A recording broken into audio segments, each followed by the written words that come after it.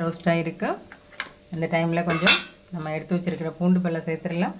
டக்குன்னு நம்ம எடுத்து வச்சுருக்கிற இஞ்சியை சேர்த்துடலாம். மிளகாயை உடச்சி போட்டுக்கோங்க, இல்லைன்னா வெடிக்கும். அவ்வளோதான் ஃப்ரெண்ட்ஸ், நம்ம வறுக்க வேண்டியது. மீதி எல்லாத்தையுமே நம்ம பச்சையாக அரைக்க பார்த்து ரொம்ப டேஸ்ட்டாக இருக்கும் நம்ம சட்னி.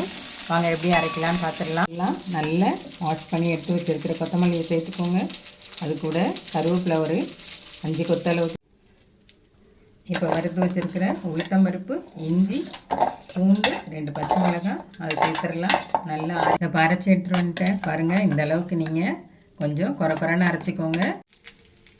அரிஞ்சு வச்சுருக்கிற வெங்காயத்தை சேர்த்துடலாம். வெங்காயம் ரொம்ப அதிகமாக வதங்கணும்னு அவசியம் இல்லை. நம்ம அரைச்சி வச்சுருக்கிற தக்காளி.